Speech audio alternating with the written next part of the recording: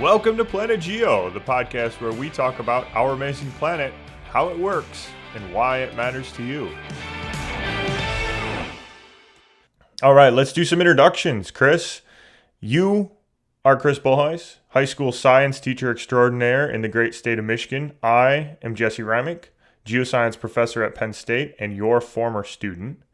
And this is Planet Geo, a podcast where we talk about some amazing aspects of our planet and why they matter. Welcome to Planet Geo, GeoShorts. Today we are going to cover a common misconception that we hear in the geosciences a lot. And Chris, you hear this one in your classroom quite frequently. So what's the misconception we're talking about?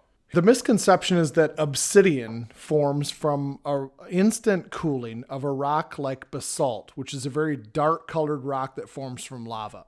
That's the misconception, instant cooling in water of a mafic basaltic lava flow. Yeah, okay. This is a good one.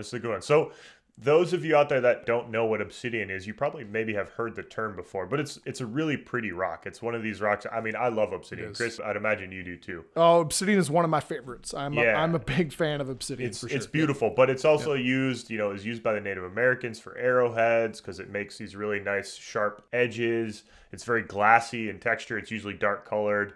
It's big in the sort of mineral collector, rock collector kind of community.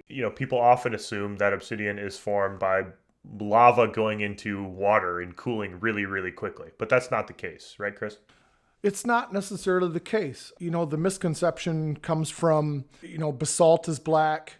Hawaii has a lot of basalt. It flows into the ocean. And when it flows into the ocean, you get instant cooling and you get obsidian. But that's not what happens.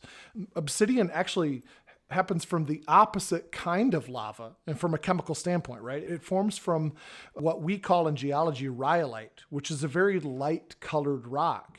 Okay. It's like yellowish or whitish or pinkish even. In fact, Yellowstone is named Yellowstone because most of the rock inside the caldera is yellow because it's all rhyolite. Everywhere you look is rhyolite.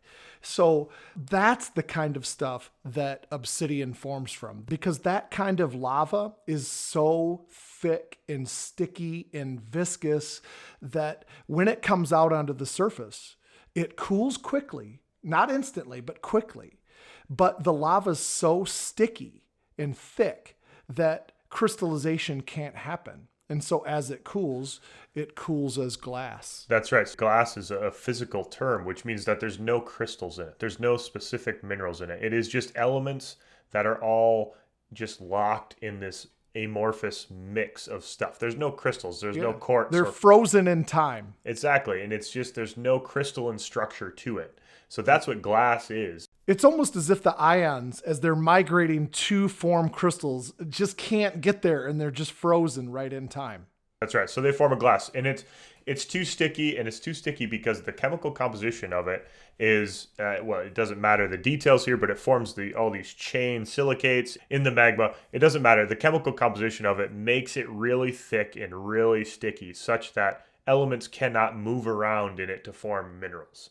Go back to the Hawaii analogy. When you have basaltic lava that flows into the ocean, the outer part of that crystallizes really quickly. And it does form a little bit of glass there, but most of it forms basalt because the ions can migrate really quickly throughout that basalt. Yep. That composition of the lava because that lava is so thin and so runny. It's thin and runny, and you can form crystals. You can form actual minerals in it.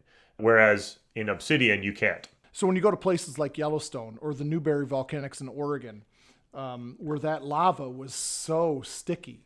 So the edges of the lava flow is very common to have a fair amount of obsidian formed, which is a very, very cool rock. That's right. Obsidian is found a lot out in the southwest United States where these old volcanics out near the Grand Canyon, anywhere there's these sort of younger volcanic rocks around that erupted this particular kind of magma, which is high silica content magma, rhyolites and dacites, will form obsidian flows. And they're beautiful rocks. I mean, they're really spectacular. I love looking at obsidian. It's beautiful stuff. So, all right, Chris, what is Snowflake Obsidian? Snowflake Obsidian comes from just the way it looks. You have this black obsidian that has these like white or gray radiating crystals that come out from it. And that's an interesting thing because obsidian is actually chemically unstable.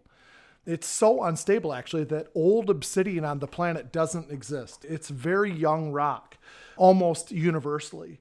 When it hits the weathering surface of the Earth, obsidian begins to crystallize. And that's different because obsidian is volcanic glass, Yep. and so it doesn't have any crystals, and it begins to crystallize, but it doesn't happen at the same rate throughout the rock. Instead, you get various locations within the rock that start to crystallize, and they kind of radiate out from clusters into these white and gray, and it forms a mineral that's called cristobalite. Right. So in other words, snowflake obsidian forms from crystallization and weathering after the rock actually formed. Yeah, that's right. Very interesting. Very curious stuff. So to highlight, it's formed from really sticky lava that comes out of the surface. So the edges of lava flows, the outer edges of lava domes, where lava flows meet glaciers and so on, you're going to get obsidian if it's thick enough and sticky enough. So Yeah. there we Awesome. go.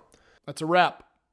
We thank you all for tuning in, and I just want to emphasize again that we absolutely love feedback. Yeah, totally. And so if you can hit us up. Yeah, hit us up. Hit us up at all the social medias. We are at Planet Geocast. If you like what you're listening to here, give us a like and a subscribe, and leave us a review on your podcast server. And also remember, we're going to be doing the GeoShorts, answering your questions. So send those our way as well. Yeah. Take care.